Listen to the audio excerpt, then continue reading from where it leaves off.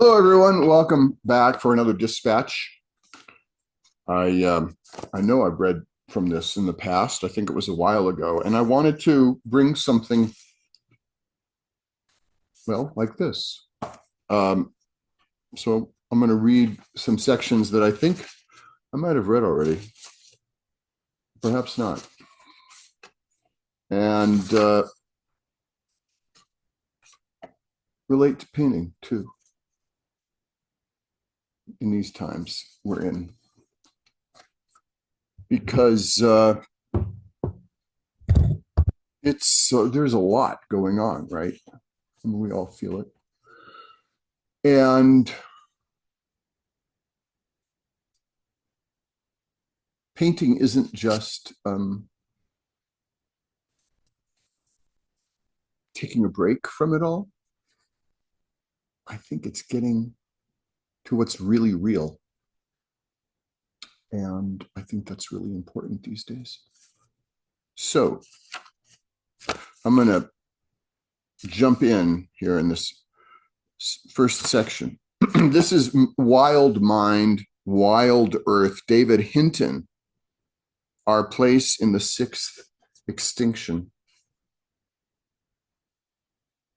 We love this world, this living planet.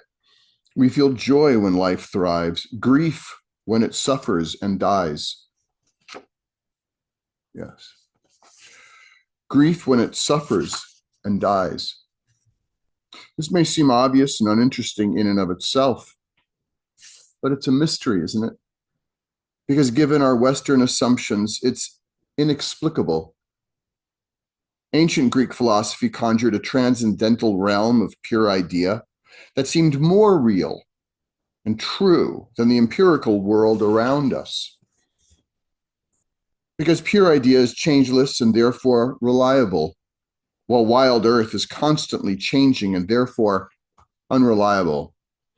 This transcendental realm was associated with an immortal soul, establishing a dualism that opens a fundamental rupture between mind and earth.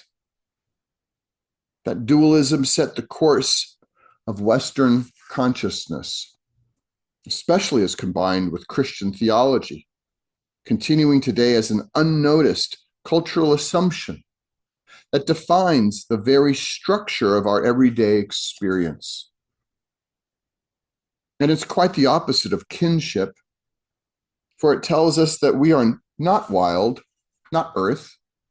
It tells us instead that we are the noble human, in strict opposition to the fundamentally other and lesser nature. Togetherness is a primordial value, deeper and more ancient even than self-awareness, let alone philosophizing. It inheres in the body itself. We instinctively need togetherness. And togetherness requires kinship. Indeed, this goes so deep that it challenges our assumptions about individual identity.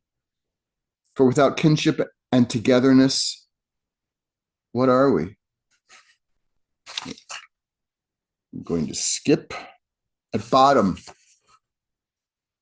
Rescuing this planet from its sixth great mass extinction event is a spiritual, philosophical problem. I actually have a problem with the phrasing of philosophy. I have, I think, assumptions about what that means myself, and maybe go into that at some point, but not right now.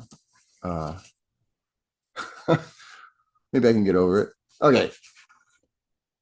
For it is the unthought assumptions defining us and our relationship to the earth that are driving the destruction. The wound that insists we are radically different and qualitatively more valuable than the rest of existence. It's complicated, and we'll get to that. But it's very possible that recognizing and embracing and cultivating our kinship with wild earth is the only thing that might save this planet from its sixth extinction, the great vanishing, now seething through its oceans and continents. We love this world, and there is an unnoticed philosophical revolution inherent in that love. As we shall see, that revolution has been slowly unfolding over the last few centuries in the West, making possible our kindred love for wild Earth's 10,000 things. It is a return to Paleolithic understanding.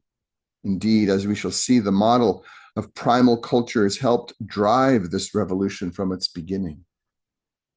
And that return has a precedent in early China. There, nearly 4,000 years ago, a wound very similar to our own defined human consciousness for millennia. But in a vast cultural transformation, it was replaced by the Paleolithic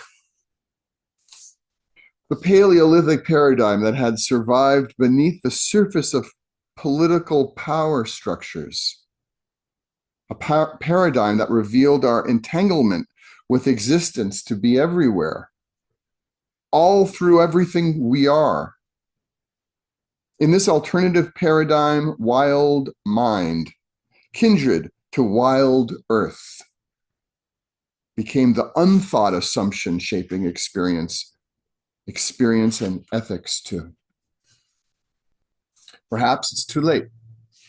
Perhaps it's true nothing can save the planet at this point. Perhaps the great vanishing is already too far along.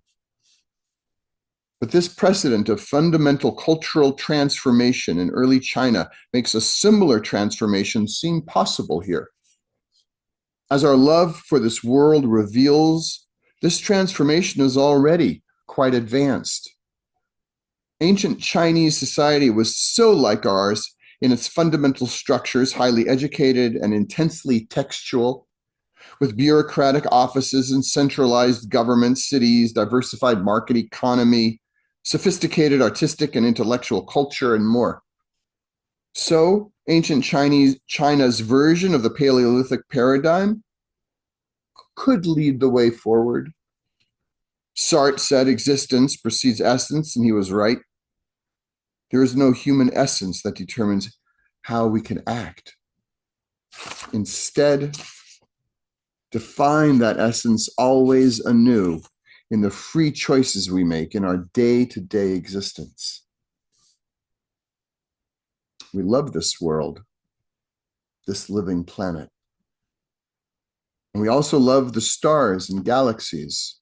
It's exhilarating to see telescopic images of stars scattered, sparkling through space or clustered into swirling galaxies, to learn of their mind-bending lives, the way gravity condenses cosmic dust into stars and ignites them.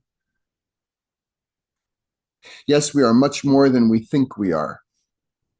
And that is liberating of astounding proportion, that is liberation of astounding proportions, even simple perception, a gaze into star-strewn night skies, for instance, or stream water braiding liquid light between stones.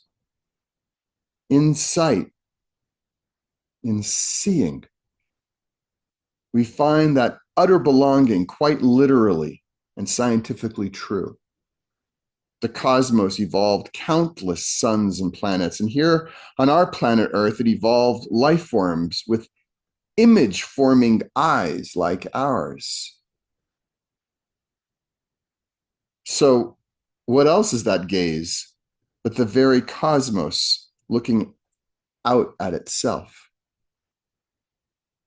What is thinking but the cosmos contemplating itself?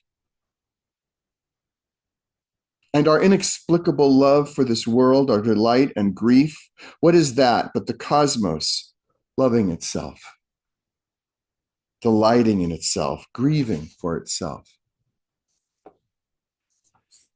He goes on, he brings a poem, a 9th century Chinese poem about birds. I'm going to pass on that right now, pause on that right now. We would bring a painting, right? Like a painting. That's what we do. We bring paintings. That's our kindred spirit. That's our togetherness, painting. So we should do that. Draw and paint. All right, that's it. Take good care. Hang in there. Be well. Bye.